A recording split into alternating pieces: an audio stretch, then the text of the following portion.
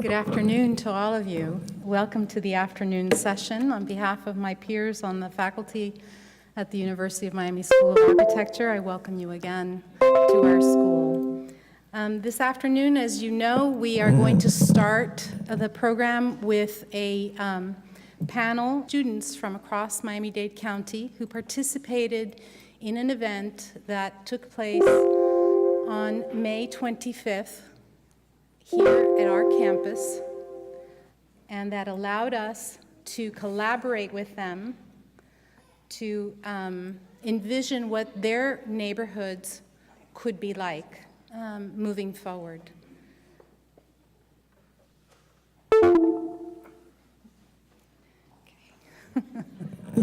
So I'm going to take this time where they're trying to figure out the logistics back here to thank a few people that were so critical to making that event on May 25th happen.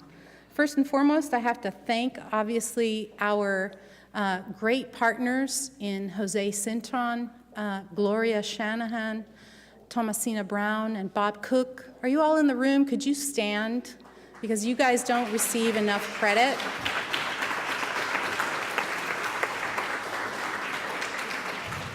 Thank you all for having been such wonderful partners in all of this. I thank my dean, who had to leave due to a traveling engagement that he has, but his leadership has also been fantastic. I want to thank my peers across the university. I see one of them hiding behind the wall, Landolph Rhodes Barbadigos from the School of Engineering, and others from our campus, as well as from FIU and FAU, who are all members of the interdisciplinary and interinstitutional group that I have been chairing under the umbrella of Resilient Miami Initiative. They volunteered and participated, bringing their expertise and sharing that with all of the students as they walked around the room and sat with each of one of them to talk about different topics, whether it had to do with structures or environmental systems, et cetera. I also would be remiss if I didn't acknowledge the high school teachers, and I'd like to ask them to stand. They are here, as well as one of the assistant principals. If you could all stand.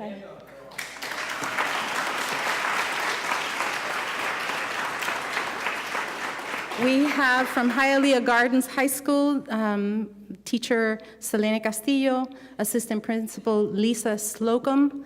From Mast Academy, we have Ashley Wright. Where are you, Ashley? There you are. And from Biotech, Miss Lori Scordilis. Did I butcher that? Thank you very much. These are incredible ladies that met with us before our event, helped their students prepare for the event along with the other faculty that participated from the other schools. Each one of them ensuring that the students would be able to get the most out of this experience. So they were well prepared when they got here, and they were wonderful leaders that collaborated with our students who also were crucial in this, because we wanted it to be a real opportunity for engagement. So our School of Architecture students that are right now signed up in my design course, which is focused on resiliency and Miami Beach, which you may have heard about earlier as one of our collaborations with Miami Beach. Those students are the ones that actually led the charrette. And I'm going to ask all of them to please stand at this point in time and take a bow for their wonderful leadership during that event as well. Thank you all. Many of them, in fact, this morning were with us once again, working with the students that were here for round 2 to kind of close up our presentations and put them together. So I thank those that worked with us again this morning. So I would finally like to thank those that usually don't get thanked, which are our staff at the School of Architecture. Stacy Campbell, Zoila Lopez, Annette Gallagher, Yvonne De La Paz, Wesley Sanchez, who has been outrageous, wonderful. I appreciate all of their support, and I thank you for your commitment to our school. Thank you. So let's get started with this presentation. It looks like we're up and running. Thank you. So very briefly, as you've already heard, the School of Architecture, Wesley, can I move away from here?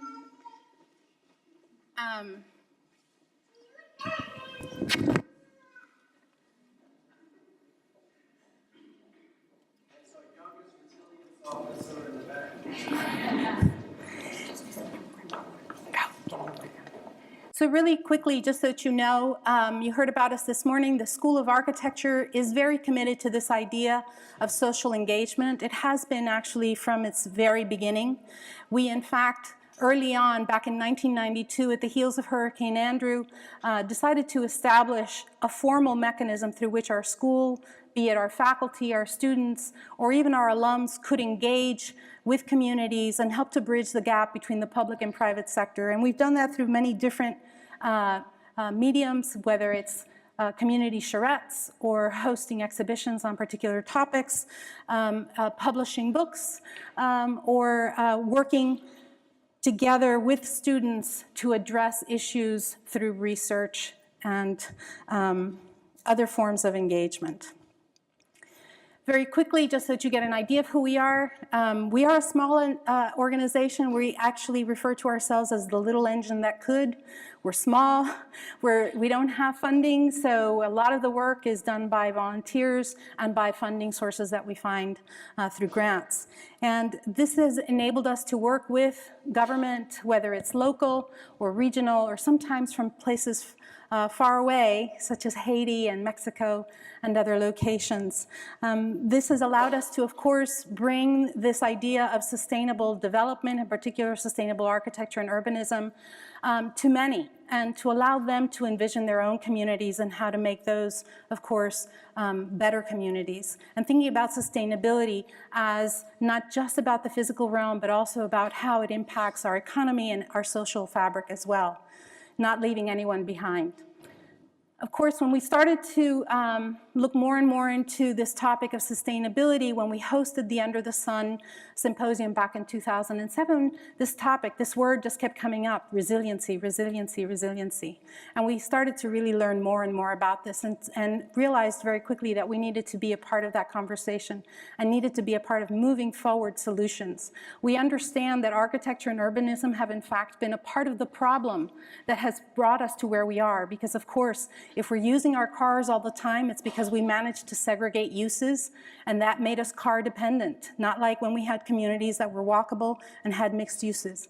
And so we created that reality. We also started designing buildings that were dependent on mechanical systems, and so we forgot how to design good buildings that were a part of a place and part of a cultural heritage as well. So these are all lessons that we're committed to resurrecting and to bringing to the fore, and allowing them to also move forward, not just to look to the past, but also to engage the future and think about ways in which this can evolve and better serve our communities. So we were delighted to be contacted by Mr. Cintron and to start that conversation as to how we as a center could collaborate and work on this activity that occurred on May 25th, where we had the high school students working to look at how to create a new urban agenda that could probably serve not only our local leaders, but leaders at other events, such as the one at the UN Habitat, to think about topics in a different way. And this allowed us to ask the students to really collaborate in new ways for them as well, and to think about topics from very different directions, not just in a singular direction, but taking different considerations into the overall conversation. So as I mentioned, we prepared for this event and we provided them with information so that everyone had a kind of common denominator of base foundation as we were moving forward. We started our event by introducing the students to conversations that were already happening in our community. So we had a YouTube video by Todd Crowell from FIU who talked to us about where we stand today with regards to sea level rise, and we had a wonderful presentation by Katie Hegeman on that occasion as well from the Office of Resiliency from Miami-Dade County, and she talked to us about local initiatives much needed in our community. And then I tried to wrap it up to put it in the context of where we had opportunities in the built environment. And with that, we started with a SWOT process with each one of the teams where our students worked with them to identify what were the strengths, the weaknesses, the assets, and the threats within their own communities. And that, as you can see, started to allow us to try to distill ideas and to try to help us to focus on where we could find consensus and how we needed to move forward in building proposals. We also asked the students at this time to think about 3 very particular topics, and one of them had to do with how we can invest in our communities to try to create opportunities for upward mobility. Number 2, how could we have housing options for all, right? Everyone in the spectrum should have an opportunity, including the elderly, to age in place, as you heard just before. And then we, of course, talked about how do we respond to the shocks that we know that will come, whether they are long-term shocks such as sea level rise or short-term shocks such as hurricanes or droughts that may impact us or flooding. This all allowed for this kind of very healthy conversation between everyone in the room to really think about how they could envision their communities. And when they started to think about the demographics of their community, and they started to think about the elderly in their community, and they started to think about how their school could perhaps act in a new way as a new civic building in their communities that could be more than what they are now, which is a bunker when we have a storm coming through, but that they could actually really become the seed for public life in a neighborhood. And we asked the students to think about walkability and mixed uses and how we can improve our environment overall, given the realities of their specific neighborhood that hosts their high school. So as you can see, we had a room filled with students. It was a wonderful opportunity for them to not only think about their own communities, but to listen to the presentations of others in the room, to learn from others, and perhaps take some of those ideas back to their own school, thinking about how they could grow their leadership moving forward, right, as stewards of the planet, where they can have a real voice by learning from each other, working with each other, and expecting more of us, right? So in the end, we had this wonderful group of students that we were very proud and very happy to have worked with. And it is my pleasure to now introduce to you the first of those teams that will be presenting their projects. This is the Biotech High School from Richmond Heights. It's a magnet program. And they will be talking to you about their different initiatives. If you have any questions, we'll take them all the way at the end. Thank you very much.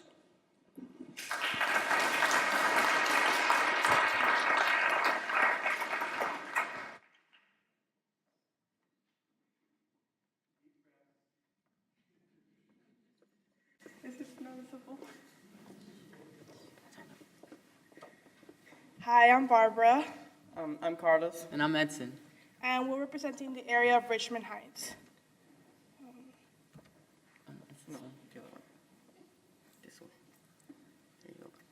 Oh, sorry.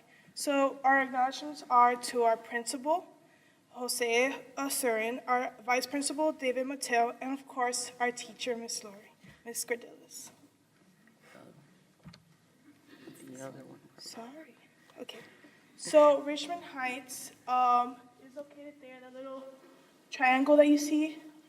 It's right off of the turnpike on 152nd. The population's about 8,500. The area is about 1.66 square miles, and the elevation's around 10 feet.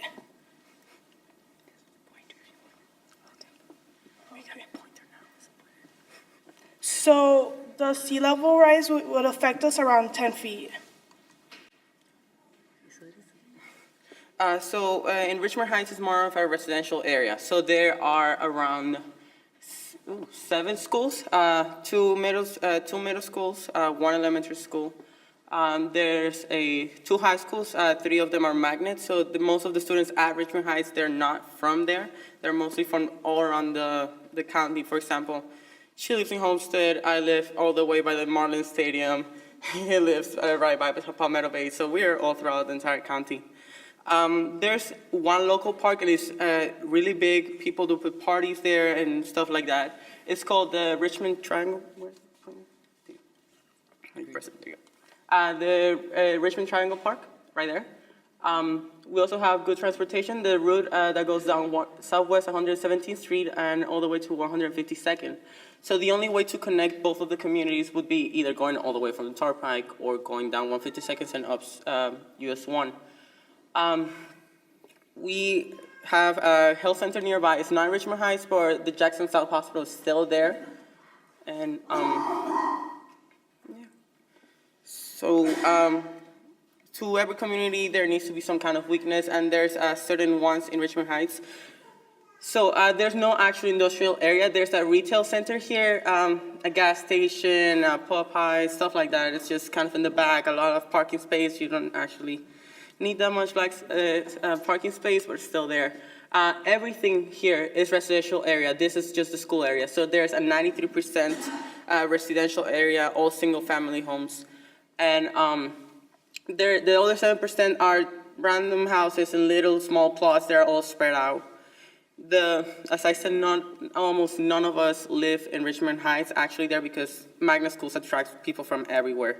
Due to the increasing age of the population in Richmond Heights, there is only one nursing home, and there will be need of more because the increase of the population there is 0.7% from 2010 to 2013. So those are 3 years, and only an increase of 0.7%. That's not that many people if you actually look at it.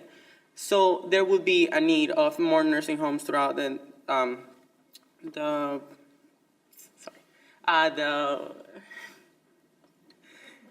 area. There you go. There you go.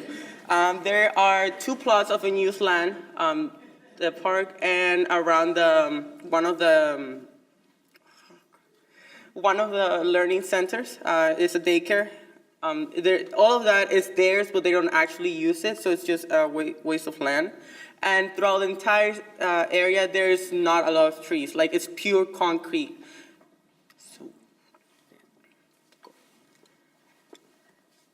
Okay, so what Carlos said, whoever lives on the other side, right here, has to go through either US 1 or 152nd Street to reach the actual business area and the actual Richmond Heights.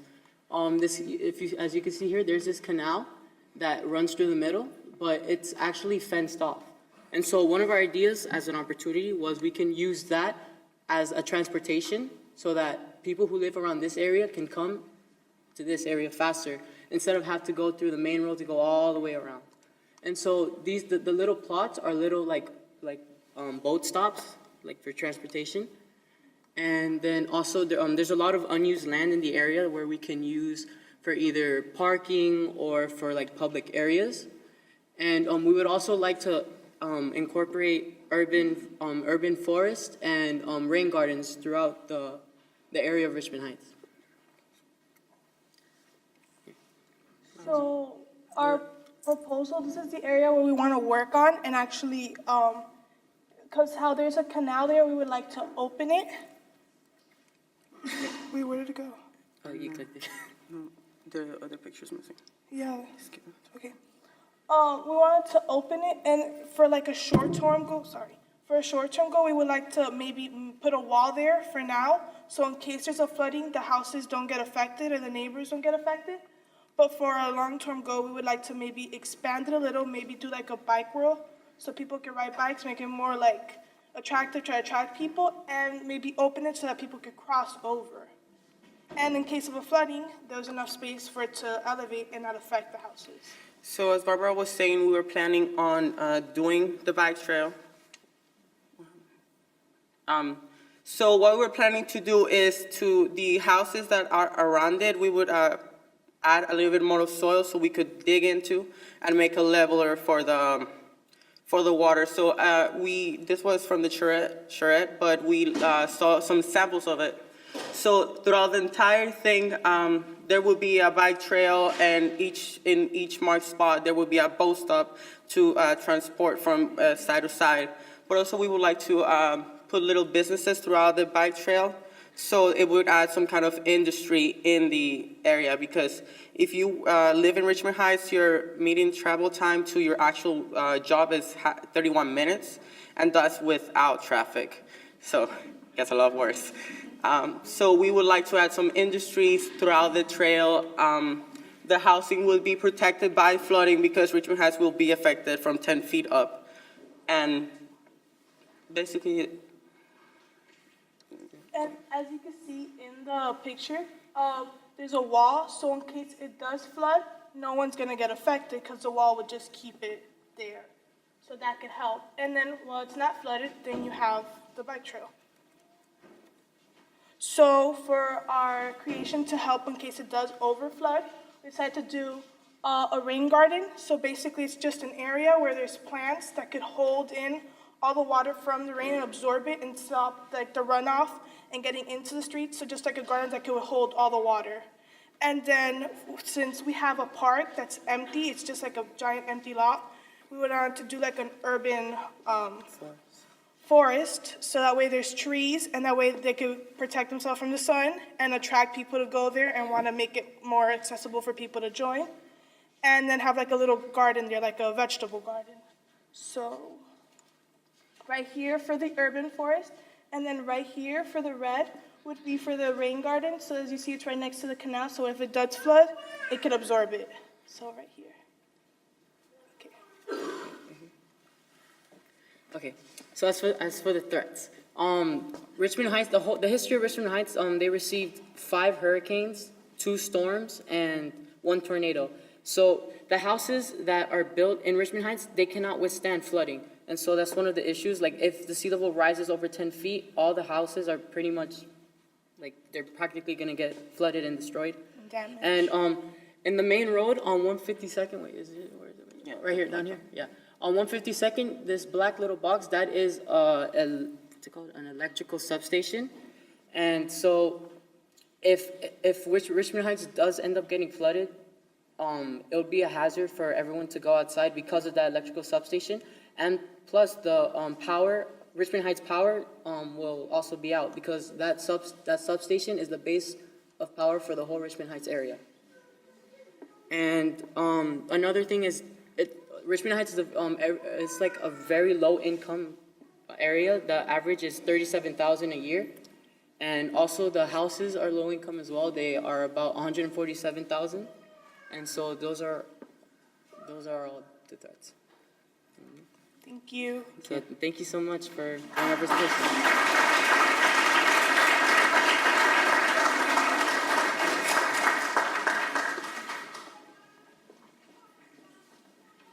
Thank you for your presentation. I think that there was a slide missing with a drawing that wasn't there, and we apologize for that not being there.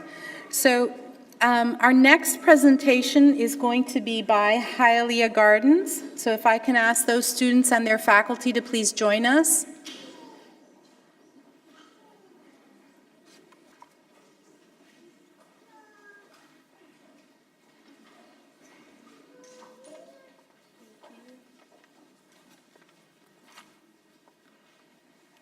Hialeah, come down. Okay, she's probably upstairs with her baby. Oh no, she's right here.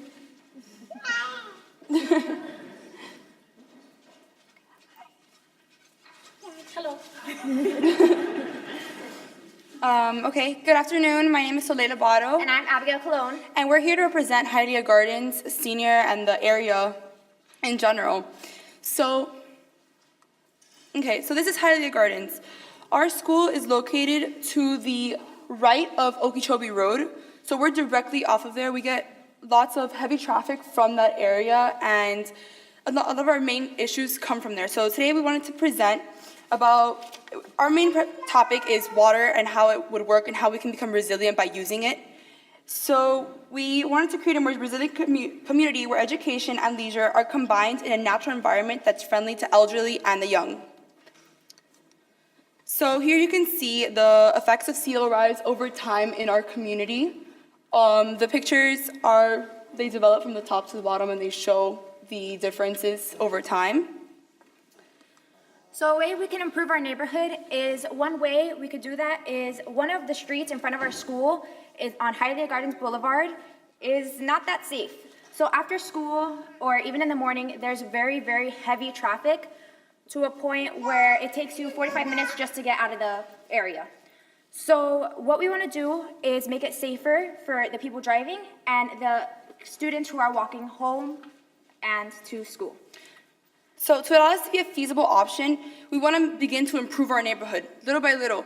Things can't happen all at once, we've all known that. So we need to start small and make it bigger and greater over time. So first, we want to be able to create more avenues where being outdoors is a possibility. So we would be adding crosswalks. As you can see, how do you do the light? Yeah. Okay, so as you can see here, our school right now doesn't have this sidewalk. So we've taken this street, Hialeah Gardens Boulevard, that's right outside of our school, and we've turned it into a place where students can ride their bikes to school, they can walk to school, and they have outdoor areas where they feel safe. Our school also doesn't have a school zone sign. Since we're right off of Okeechobee, all the truckers drive right past our school, and we don't have a sign for it. So we're planning to add a sign on this road so that our students are able to walk past and not feel in danger. Another thing we want to do is add a crosswalk. So because it's such heavy traffic and we don't have any school zone, it's not very safe. So really all of our students just jaywalk when they want to go home, which really is not safe. And they kind of just eyeball it with narrow sidewalks and kind of just walking on the grass. It's very not safe. Yeah. Very dangerous for them, and so we want to prevent that from happening, any accidents occurring. So we want to add a sidewalk and, again, a school zone to help the driver slow down, to be aware that there are people crossing. Exactly. And up at the top here, with the help of some of the students, we sketched out a new and innovative way of collecting water. We want to collect this water and reuse it over and over again and make sure that none of it's going to waste, because water, it's scarce. We take advantage of it here, but around the world, it's not as plentiful. And it's not as inexpensive as we have it here as well. So up here, we have a river. It would be almost like a river. So it'd be a rainwater collection system that would still allow for people to ride their bikes, walk, and interact with different generations. We can learn so much from each other, and this here, we would have murals going along the sides that would be educating. We wanted to add some murals that had the different levels, so it'd be like 1 foot of water, 2 feet, 3 feet, to give a visual to people to see. People don't understand what a foot of water can do, and maybe seeing it like this, it would actually be visible and in their face so that they know what's gonna happen if we don't make a change. Not only is it knowledgeable and educating other people, but it's also a way to improve our community and to be more appealing to the eye, to make it more beautiful. Yeah. So, we would also, as we've said before, we don't have the safest walking ways around our school. So we wanted to add in some connecting bike lanes, because we have one bike lane that runs right past our school, and it doesn't connect to anything. So after that bike lane's done, you just gotta keep going, and hopefully nobody hits you, hopefully nothing's gonna happen. So we wanted to add some more bike lanes, and with that, some bike racks so that students can keep their bikes, and adults and people going to work around, since we have a lot of commercial buildings around our school. Another thing we want to do is make our area and community a little bit more peaceful and a place where you can go and walk to and feel at home. So you can go and we actually have this idea where we have trees around, so it can be more shady. And there's this thing called a tree hugger bench. So it's a bench that surrounds a tree, and so anyone can go and sit and read a book or just enjoy the scenery of our community. So this would initiate a plan of community resiliency. So by creating these areas with tree hugger benches and people that can come together, we can educate, not only the young leaders can educate, but those that have been through this for several years can come to us and tell us, well, this is what we've seen, and this is what we want you to do about it, because this is gonna be yours at one point or another. So we want this to be comfortable, and we want people to come together and congregate in these outdoor furniture areas and feel welcome. Another thing we want to do is, by creating bike lanes and more crosswalks, we want to make it safer for students to go to the school, and we actually want to build a bridge which goes along from Beacon Station to Hialeah Gardens Boulevard. And that street is very busy with a bunch of trucks. It'd be going from the left side of Okeechobee over Okeechobee and into Hialeah Gardens. Exactly. Because you can't walk across Okeechobee, there's no way around it. If you've ever been on there, you know you don't want a kid walking in front of you. So we want to build that pedestrian bridge that you can bike across or walk across to get from Medley over into Hialeah Gardens. That would create more cultural diversity from the industrial area into the more residential areas. This would also just be the trolley rides. It would just be another way. We don't really have a lot of bus systems, and if we do, they're very inefficient because they're never there. They come once every hour and they don't stop for long. So you're either sitting there in the sun waiting for them or you're taking your car or whatever. So the trolley rides would be a more green way of transporting around our neighborhood. As you said, our bus routes, the benches there are just out in the open, in the middle of a sidewalk where there's no shade. You're just sitting, getting roasted by the sun. So if we do get trolley rides, then we would love to have some more landscape and more trees so it could be more shady and more enjoyable while you're just waiting. Exactly. So, again, with the help of the students, we created this sketch that kind of just shows you everything we've said. So here, this is Okeechobee Road, and this is the bridge going from Beacon Station over into Hialeah Gardens. We would have two, one that connects you over to in front of the high school, which is right here, right here, and then the other one connecting you to 92nd Avenue, which is right in front of the middle and elementary school. Both of those would allow for parents to be able to access the school a lot easier since we don't have a whole lot of parking around the schools.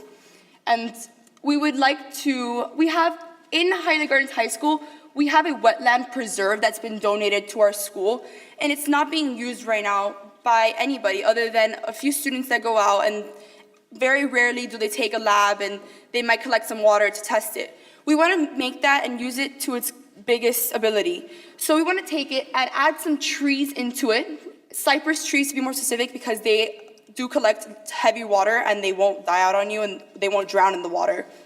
So we'd like to plant some of those around and have like a bike or walk lane around to create almost a meditation area for students to go and study and relax in between classes or during lunch or after school.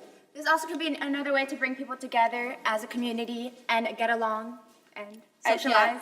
It'd be a way of students coming together. They can rally to teach other kids about the sea level rising and about different things that are affecting our community at this point in time. So we've also, as we said, our main issues, we want to conserve water and we really want to use it to as great of a possibility that it has. So we've created two systems, one's here and one is here. Both could be implemented in the wetland preserve and around our community. One would be for when we're having droughts. We'd have almost a system, we like to call it the French press system, where you have the water underground because sea level is rising and it's getting stuck there and we're not using it. It'd be pushing down onto the ground and allowing the water to rise and being filtered in the process through charcoal and sand grains and things like that, so that it can be gray water that we can use within our school. Our school does a lot of cleaning, power washing. We have gardens in our school, and our school has an agriculture program that we can use this gray water to feed the animals, clean their pens, water our plants, and and clean and everything like that. We're not using that, and our water bill is enormous because of it. Now, on the other side, if we're having flooding, we can have water catchment systems above the roofs. So the water catchment systems will just collect the water and put it into like a tank and hold it for natural disasters. Our school also serves, as many other schools do, they serve as shelters for people during natural disasters. So they get so much water containers, and if we don't have one, they all get thrown away. That's so much plastic just being thrown out and not used. These water systems would allow for the water to be collected over time and used in the case of emergencies, rather than just using the plastic and throwing it away in the end. So moving forward, these are just close-ups of the systems. This is the one for the catchment. This is above the building. It'd come in and stay above, get filtered through the pump and go into our tank and just wait to be used. Over here, we have another close-up of the wetland preserve and how we would be using that and how students would be able to get to it. And it would become a really big part of our community where everybody can teach each other and we can come together and congregate as a community. So another way we want to improve our neighborhood is by making it more homey, more comfortable. So one way we could do that is by adding trees to get more shade so we're not roasting in the hot sun. Add school zones so it's more safe for students to walk home and to school. Add crosswalks, again, to make it more safe. We also want to create monuments and more developed parks, because the parks we have here, like, they have grassy areas, kind of dirty. It's not really well maintained. So what we'd like to do is get more parks that are well developed and add monuments for everyone to sit around and really enjoy. So as Abigail had said before, the expandable benches are the same as tree hugger benches. So they would go around those trees in the wetland preserves or around our community so people can come together and sit and enjoy time outdoors, not like we do now. So these educational water collection systems. So as I said, the picture that we showed you, the river that would collect water, it'd be an educational area. We'd have the murals trying to educate people. We'd have students that would get involved, and we can go out there and give presentations, give different kinds of feedback to people in our community, how we can improve and how we can all come together to make this more of a resilient community together. And another thing about the expandable benches, as the tree grows and as time passes, the bench will expand, so it would grow with the community. Exactly. So, how much water do you think we use? Tons, right?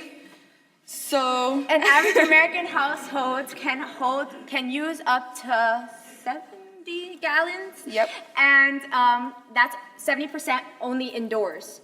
So a way we can conserve water better and not use so much and waste it is by taking shorter showers, turning off the faucet when you brush your teeth, things that we've all been told, but we all don't do. So when you fill up your glass of water, don't fill it up to the top. Fill it up halfway. You're not going to drink the whole thing. Your water bottle, don't throw it out after you're done drinking it. Fill it up again and use it. Share things. If you're washing clothes, don't just wash one shirt at a time. Wash all your loads at once, even though it's your favorite shirt. And then from a global standpoint, we're beating out everybody, and this isn't something we want to win. We're way over here. These countries are paying over double what we pay for water. 60 gallons of water in the United States can cost you $100. Anywhere else, it will cost you $500, $600. That's why these people aren't getting clean water, and they're suffering because of it. So approximately 330 million gallons per day are withdrawn from the Biscayne aquifer through wells extending an average of 80 feet below the ground surface to meet the needs of the community. That's an enormous amount of water for the population that stands there.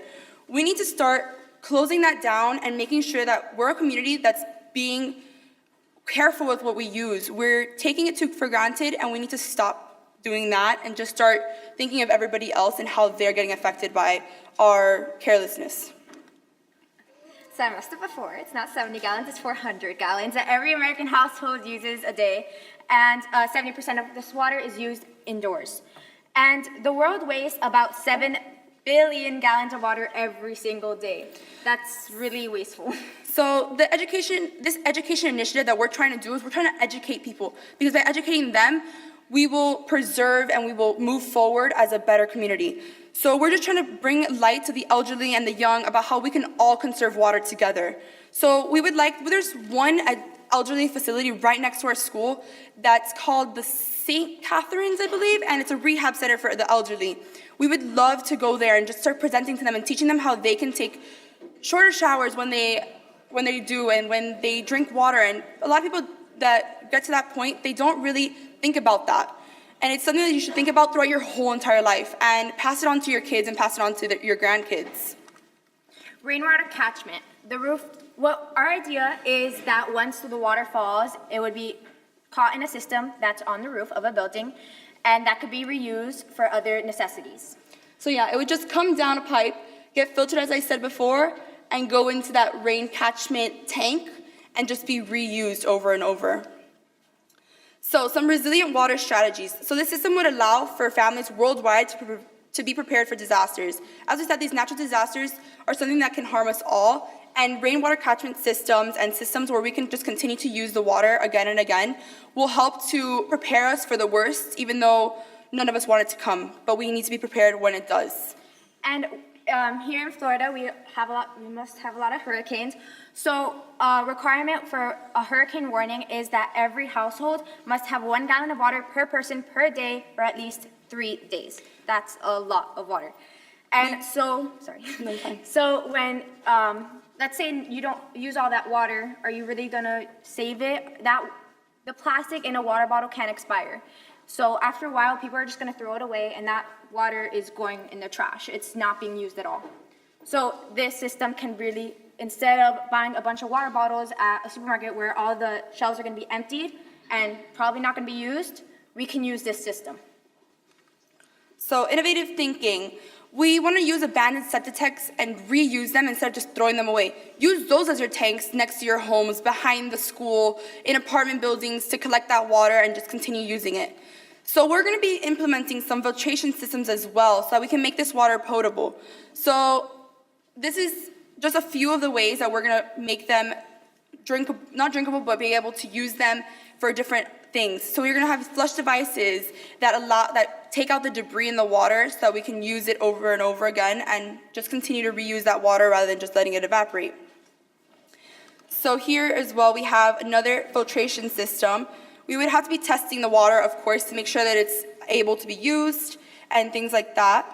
And then now for the other system where we're getting it from the ground up, we called it inverted filtering.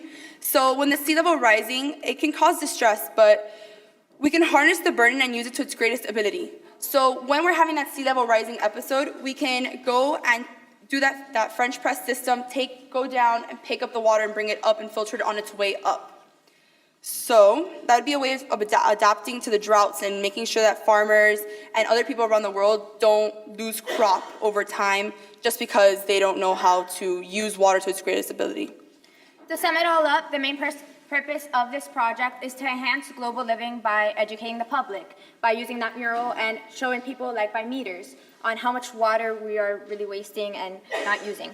And another one is to adding green living spaces, make it more pretty, make it more landscapey, and make it more green, better for the environment.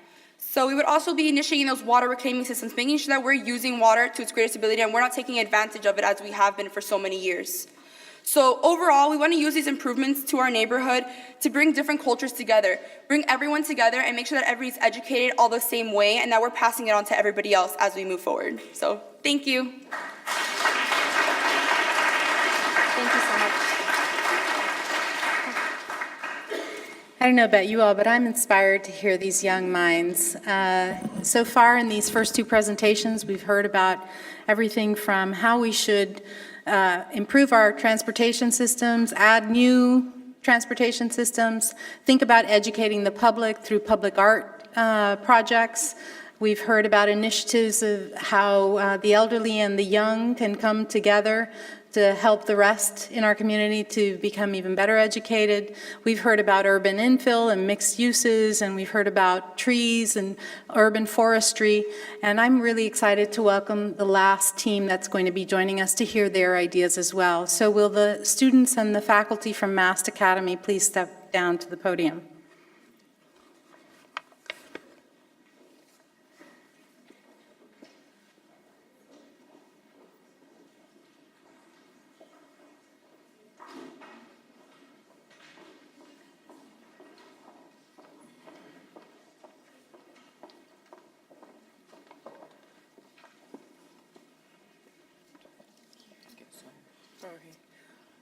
My name is Isabel de Bengoechea, I'm Tajman Johnson. and we're from Mast Academy. Okay. So, in a little map of kind of like Key Biscayne, you can see that there really is only one entrance and exit, so it makes it difficult to, traffic gets very congested, and it's bad for emergencies. And since we live on an island, any type of sea level rise will affect us. With only 5 feet, we're already almost completely flooded, and with 10 feet, we would be completely underwater. And on Key Biscayne, it's also very segregated in the sense that it's not very affordable for everyone. So we were thinking of adding more affordable housing inside of Key Biscayne. So we have the demographics where we're going to talk about the issues and the solutions and closing remarks. So Key Biscayne's population it's 12,924, and there's no one lives in Virginia Key, but it's a part of Key Biscayne. It's in between both bridges. And we have a state park, which is Bill Baggs, and we experience hurricanes, tropical storms, and tornadoes. So this is a little map of Key Biscayne. Okay. As you can see here, we have, this is our main road. Oh no, this is our main road right here. And it's called Crandon. There really is only one. And out here, if it kept going, it just takes you onto Rickenbacker Causeway, and that's how you would get out. So one of our biggest issues is urgent care, because the closest hospital that we have is Mercy Hospital, and it's 25 minutes away driving. That's assuming that there's no traffic. We do have we have doctors in Key Biscayne, but you can't even get a cast there, so it's not very helpful. And considering that in Key Biscayne, most of the inhabitants are either very young or elder, it's very urgent that we get emergency care.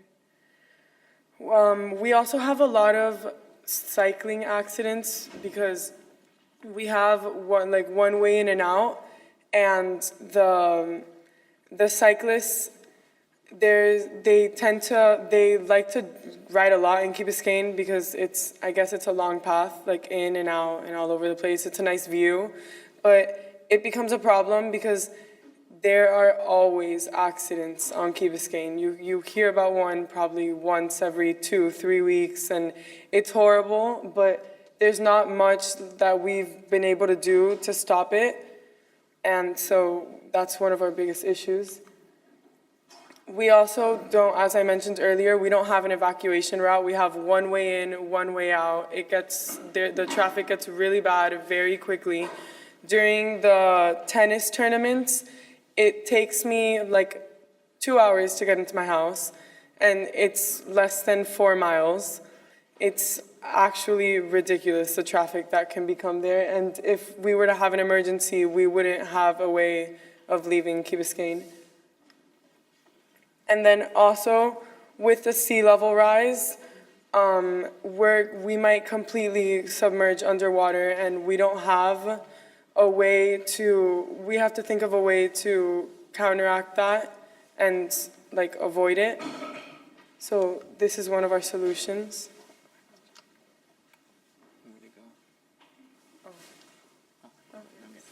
So, hi, I'm TJ, by the way, guys.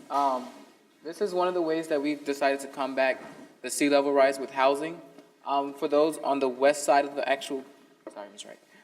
Those on the west side of the Key they're the weakest part of the actual Key village of Key Biscayne. And we decided to put houses on stilts because if you still want your waterfront property. I already know how you work.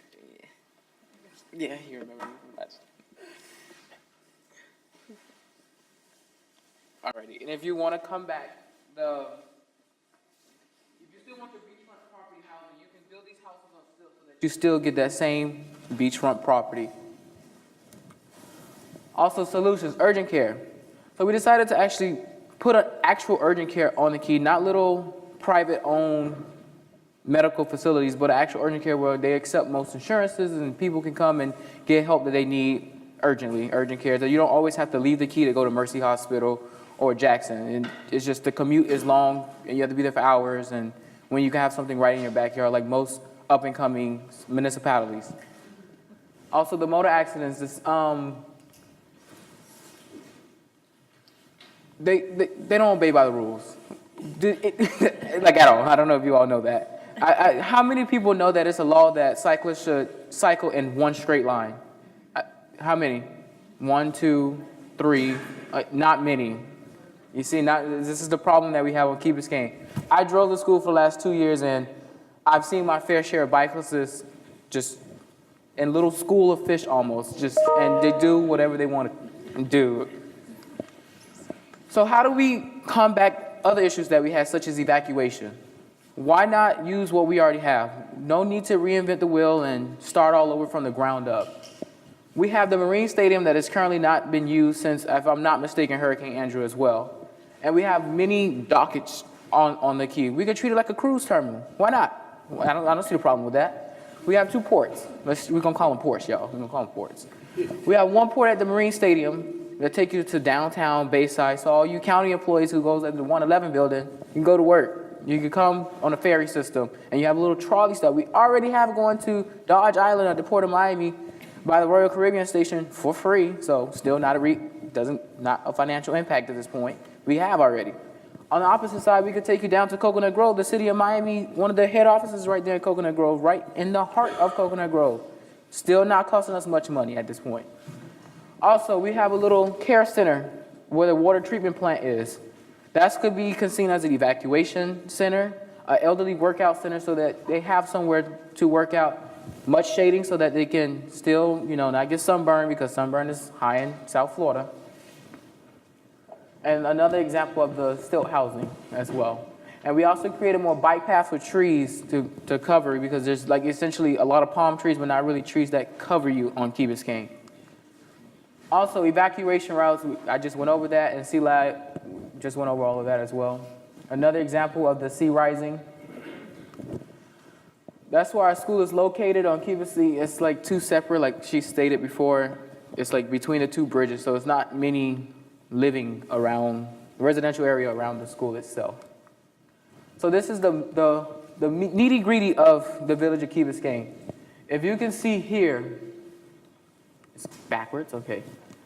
This is another evacuation route right here. This one will be our emergency evacuation route to Mercy Hospital.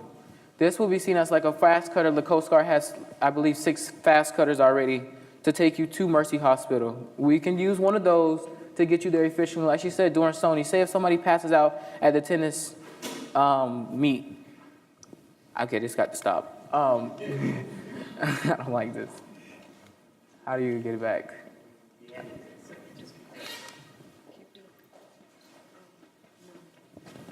Okay. If you pass out, it takes you 2 hours to get on and off the key, or for example, 4 miles, 2 hours to get home. How do you expect somebody to survive to get off the key? This will be a fastest way there because you get a straight shot to the hospital. Also here, we're going to add mangroves to stop the sea level rise, soak them up. Olathe State Park has done it. Why can't we? I don't see nothing wrong with that. Also here, this is the spine of Key Biscayne right here. The main road, Crandon Boulevard.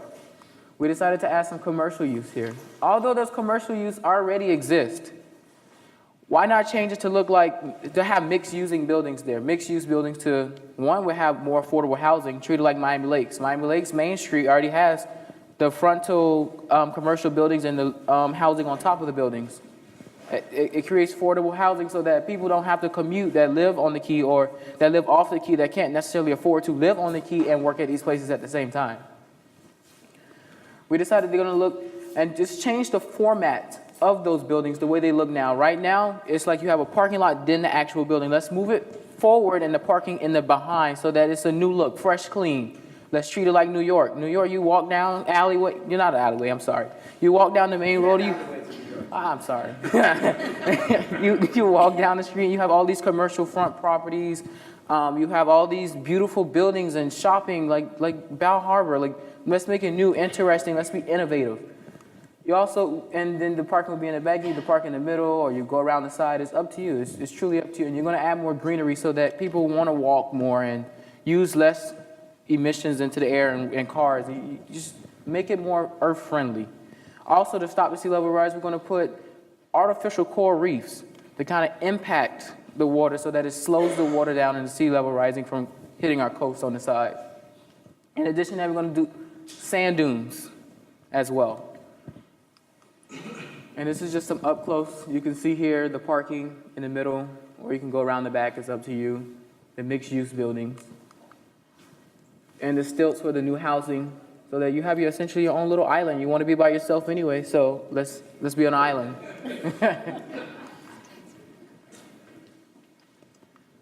And now we just want to thank all our supporters, Mr. Jose, Ms. Wright, our school, the wonderful Ms. Chao, and everybody else that helped us participate in this. Thank you.